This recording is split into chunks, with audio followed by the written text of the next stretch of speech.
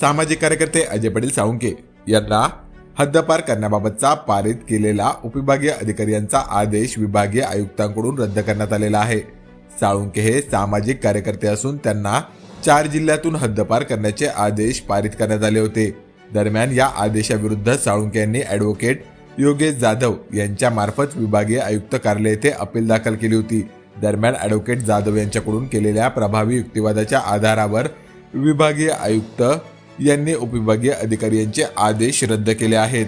वैजापूर तालुक्यातील सामाजिक कार्यकर्ते श्री अजय पाटील साळुंखे यांना उपविभागीय अधिकारी वैजापूर म्हणजे एसडीएम यांनी दिनांक 5/4/2025 रोजी 1 वर्षासाठी 4 जिल्ह्यांतून हद्दपार केलं होतं। हद्दपारीचा आदेश पारित केला होता।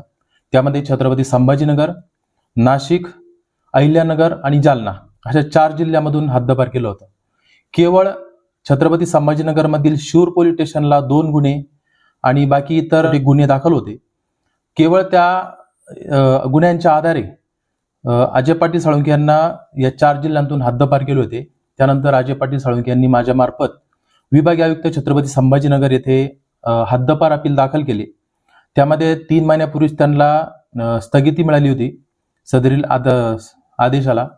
त्यानंतर दिनांक 18 ऑगस्ट 2025 रोजी त्यामध्ये अंतिम सुनावणी झाली आणि अंतिम सुनावणी झाल्याच्या नंतर निकाल राखीव ठेवला होता आणि त्याचप्रमाणे 7 नोव्हेंबर 2025 रोजी अंतिम निर्णय यामध्ये पारित केला गेला आणि विभागीय आयुक्त माननीय श्री जितेंद्र पापळकर साहेब यांनी सदरील उपविभागीय अधिकारी वैजापूर यांनी पारित केलेला तडीपारीचा आदेश हा रद्दबातल करण्यात आलेला आहे।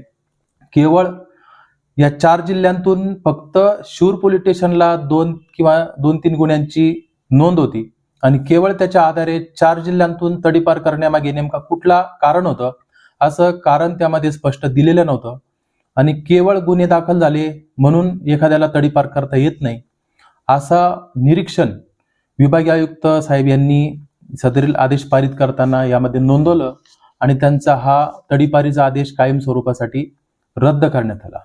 धन्यवाद।